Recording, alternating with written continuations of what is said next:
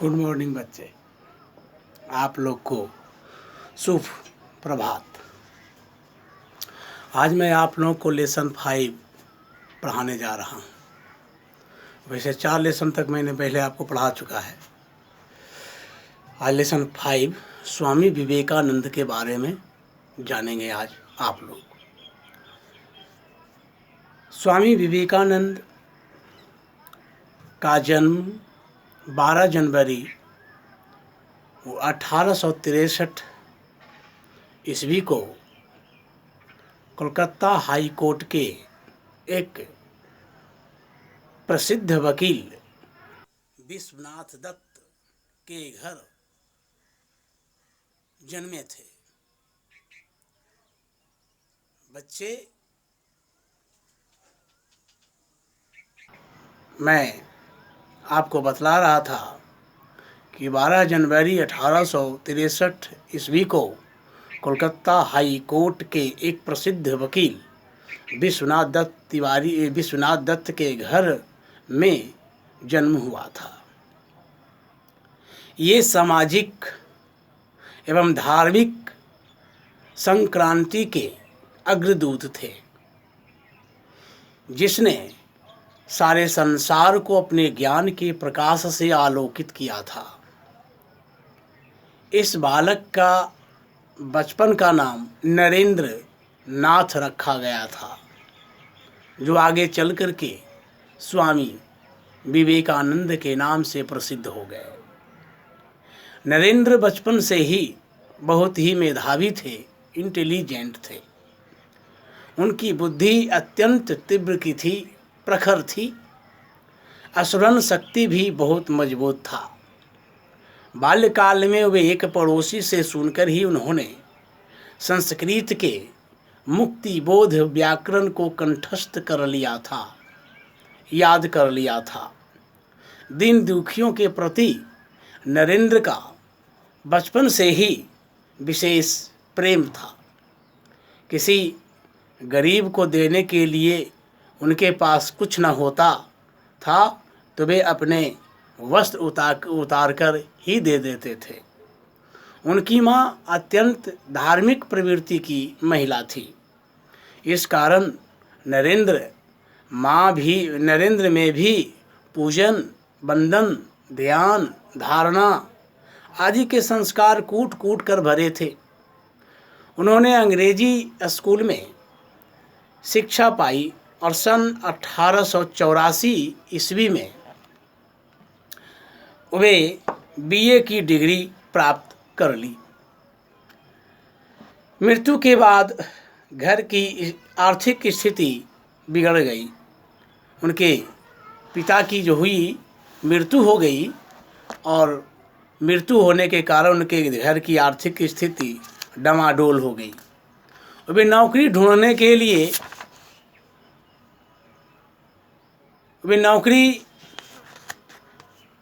ढूंढने निकले, लेकिन उनकी आध्यात्मिक भूख तीव्रता ने उन्हें ब्रह्म समाज का अनुयायी बना दिया। उन दिनों श्री रामकृष्ण परमहंस के प्रति लोगों में अत्यधिक श्रद्धा थी। उनकी वाणी में अद्भुत आकर्षण था, जिसने नरेंद्र नाथ को अपने वश में कर लिया था। उन्होंने श्री रामकृष्ण परमहंस को अपना गुरु बना लिया। नरेंद्र की माँ चाहती थी कि नरेंद्र वकील बने और किसी अच्छी सी कन्या से विवाह करके घर बसा लें, परंतु जिस व्यक्ति ने ईश्वरीय प्रेम के आनंद का रस चख लिया हो, उसे सांसारिक आकर्षण अपनी ओर नहीं खींच सकते। नरेंद्र की वैराग्य वृत्ति, साधु वृत्ति दिन प्रतिदिन बढ़ती गई और श्री रामकृष्ण परमहंस की महासमाधि के बाद उन्होंने संन्यास ले लिया। तत्पश्चात स्वामी विवेकानंद की तपस्या और देश भ्रमण का जीवन प्रारंभ हुआ। उत्तर में हिमालय के बद्री केदारनाथ से दक्षिण में कन्याकुमारी तक वे यात्रा करते रहे। महान और गौरवशाली भारत माता का रूप देखकर जहाँ एक ओर उनका मस्तक झुका हुआ था, वहीं भारत की सुप्त आत्मा, भारत की जो सोई हुई आत्मा थी, और बंदनी भारत माँ की दैन्य स्थिति देख करके उनका हृदय करुणा से भर उठा। वे जहाँ जाते लोगों को धर्म व देशभक्ति के उपदेश देते। स्वामी जी का बड़ा ही सुंदर एवं स्वामी जी का रूप बड़ा ही सुंदर और बड़ा ही आकर्षण करने वाला था, भव्य था। यानी भव्य मीन्स शानदार होता है, शानदार था।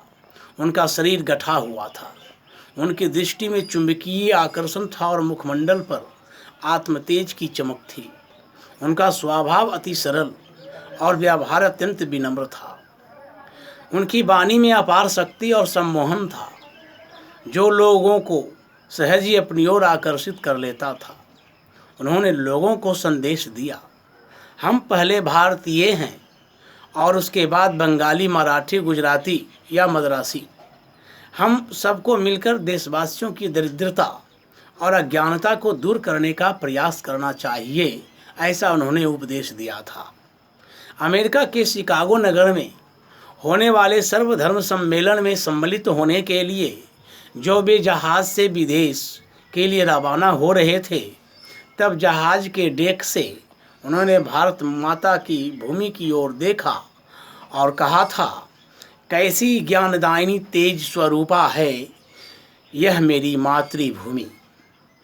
पर हाय रे मातृभूमि, हाय रे भारत भूमि, तू पद दलित, तिरस्कृत और पराधीन है। हमारा देश उस समय गुलाम था, गुलामी की जंजीरों में बंधी थी हमारा देश।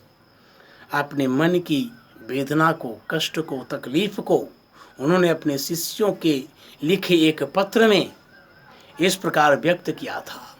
लिखा था, भारत माता हजारों युवकों की बलि चाहती है, ध्यान रखो मनुष्य चाहिए पशु नहीं। 11 दिसंबर 1863 ईस्वी को शिकागो में विश्व का पहला सर्वधर्म सम्मेलन हुआ, जिसमें भाग लेने के लिए संसार के सभी धर्मों के प्रतिनिधि आए थे। सभी प्रतिनिधि अपने अपने धर्म का परिचय देते हुए संक्षिप्त सा लिखित भाषण दे देकर बैठते जा रहे थे। भाषण लिखित नहीं देना चाहिए, भाषण स्वतः देना चाहिए। और जब स्वामी जी की बारी आई तो उन्होंने अन्य वक्ताओं की भांति प्रचलित प्रथा से बिल्कुल अलग अंदाज में श्रोताओं को संबोधित करते हुए कहा, मेरे अमेरिकावासी भाइयों और बहनों। इतना कहना ही क्या था, श्रोतागण सभी आत्मविभोर उठे और पूरा सभा स्थल तालियों से गूंज उठा। 5 मिनट तक ताली बजती रह गई थी। अपने भाषण में स्वामी जी ने श्रोताओं को सनातन हिंदू धर्म की सहिष्णुता एवं उदारता का परिचय दिया था। सहिष्णुता और उदारता का परिचय दिया था। सहिष्णुता का मतलब ही होता है सहनशीलता। उन्होंने अपने देश की संस्कृति और सभ्यता को महान और गौरवशाली तथा भारत का निवासी होने के कारण स्वयं को अत्यंत भाग्यशाली माना। उन्होंने पश्चिम वालों को गीता का संदेश देते हुए कहा, कर्म को केवल कर्तव्य समझकर करना चाहिए, उसमें फल की इच्छा नहीं रखना चाहिए। सभी धर्मों का एक ही उद्देश्य है तथा मानव धर्म सर्वोपरि है। संपूर्ण मानव जाति एक ही विधाता की संतान है। यह बात पाश्चात्य संस्कृति, पश्चिमी संस्कृति के लोगों के लिए बिल्कुल नई थी। स्वामी जी की वाणी में भारतीय ऋषियों की वाणी झंकृत हो रही थी, जिसे सुनकर लोग मंत्रमुग्ध हो गए। स्वामी जी के भाषण की प्रशंसा अमेरिका के समाचार पत्रों में छपने लगी। द न्यूयॉर्क हेराल्ड समाचार पत्र से उनके भाषण पर टिप्पणी करते हुए लिखा, धर्मों की पार्लियामेंट में सबसे महान व्यक्ति स्वामी विवेकानंद हैं। उनकी वाणी में सुनने वालों को आत्मविस्मृत कर देने वाला प्रभाव है। ये आत्मविस्मृत कर देने वाला प्रभाव है। स्वयं को भूल जाना, आत्मविस्मृत स्वयं को भूल जाने वाली बात है। स्वामी जी अमेरिका में लगभग 3 वर्षों तक रहे और वहाँ वेदांत का प्रचार करते रहे। तत्पश्चात वे इंग्लैंड गए, जहाँ वे लगभग 1 वर्ष तक रहे। वहाँ के लोग स्वामी जी के द्वारा बताए गए वेदांत के सिद्धांत सुनकर ऐसे मोहित हो गए कि कई अंग्रेज उनके शिष्य बनकर उनके साथ भारत आ गए। विदेशी यात्रा समाप्त कर जब स्वामी जी स्वदेश लौटे तो जनसाधारण ने जिस उत्साह और उल्लास से उनका स्वागत किया वह दर्शनीय था। स्वामी जी अंग्रेजी के प्रकांड पंडित और अपने समय के सर्वश्रेष्ठ वक्ता थे। अंग्रेजी के अलावा उन्हें आता था संस्कृत, जर्मन, फ्रेंच और ग्रीक भाषाओं में भी वे दक्षता प्राप्त कर लिया था। वे भारतीयों की स्वतंत्रता प्राप्ति के लिए प्रोत्साहित करते थे। उन्होंने अपने एक भाषण में भारतवासियों को संबोधित करते हुए कहा था, क्या कहा था? प्यारे देशवासियों, क्या तुम अपनी इस कायरता से वह स्वाधीनता प्राप्त कर सकोगे जो केवल वीर पुरुषों का ही अधिकार है? अतः हे वीर पुरुष, मर्द बनो और ललकार कर कहो कि मैं भारतीय हूँ। स्वामी विवेकानंद ने अपने गुरु के आदर्शों तथा वेदांत का प्रसार करने के लिए 1 मई सन 1897 में रामकृष्ण मिशन की स्थापना कर इसकी बहुत सी शाखाएं देश भर में खोली। सन 1897 में जब भारत में प्लेग की महामारी फैली तब स्वामी जी ने दीन दुखियों की सेवा का बीड़ा उठाया तथा भारत के कई प्रांतों में सेवा आश्रम भी खोला।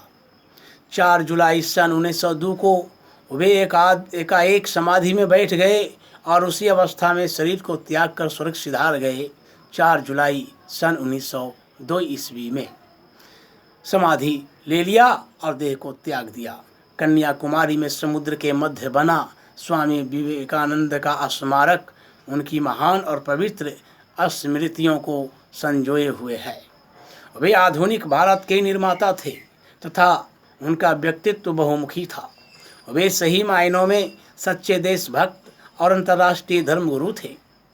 वे माँ सरस्वती के तेजस्वी पुत्र थे जिन्होंने ज्ञान की ऐसी मशाल प्रचलित की जो संसार को अनंत काल तक आलोकित करती रहेगी। प्यारे विद्यार्थियों, इस कहानी से आपको ये पता चलता है कि आप भी स्वामी विवेकानंद के पद चिन्हों पर चलेंगे। स्वामी विवेकानंद और रामकृष्ण परमहंस जिस तरह से गुरु और शिष्य में मधुर संबंध था, लोगों के सामने अपने आदर्श को प्रस्तुत स्वामी विवेकानंद ने गुरु के प्रति रखा, उसी प्रकार से आप लोग को भी रखना चाहिए। मानव की सेवा करती रहना चाहिए, ईश्वर भक्ति में लीन रहना चाहिए, देशभक्ति में कभी पीछे नहीं होना चाहिए और चरित्रवान बनने का प्रयास करना चाहिए। चरित्र ही सबसे बड़ा व्यक्ति का गुण होता है। जो सुंदर वही है जिसका चरित्र सुंदर है। मेरे बच्चे, संसार में प्रतिदिन अनेक बच्चे जन्म लेते हैं, परंतु उनमें से कुछ बच्चे ही बड़े होकर अपने सुकर्मों के बल पर महापुरुष बनते हैं। ऐसे ही महापुरुष थे स्वामी विवेकानंद, जिन्होंने अपना संपूर्ण जीवन भारतीय संस्कृति के प्रचार प्रसार में लगा दिया तथा मानवता के लिए उत्सर्ग कर दिया। तो बच्चे, आपको इस पाठ के माध्यम से मैं स्वामी विवेकानंद के जीवन तथा उनके आदर्श के बारे में बताया। विशेष आप लोग को फोटोकॉपी मैं पहले भेज चुका हूँ, इसे आप लोग पढ़ेंगे और प्रश्नोत्तर बनाएंगे। जितने भी प्रश्नोत्तर आप लोगों को दिया गया है उसे बनाएंगे। आप स्वामी विवेकानंद की जीवनी को भी लिखेंगे। आप लोग विवेकानंद के द्वारा जो शिकागो में भाषण दिया गया था उसे भी पढ़िएगा और सुनिएगा। गुरु के साथ कैसा संबंध होना चाहिए ये भी आप लोग जानेंगे, किताब से पढ़ेंगे।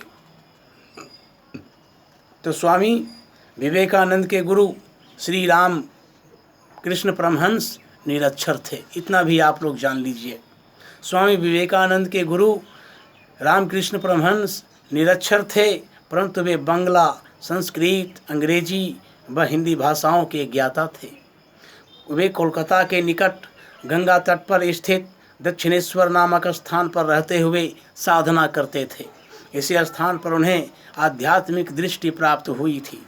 उन्हीं के आग्रह पर जन बाजार की रानी रासमणी के द्वारा दक्षिणेश्वर माँ काली मंदिर का निर्माण करवाया गया था। थैंक यू, धन्यवाद।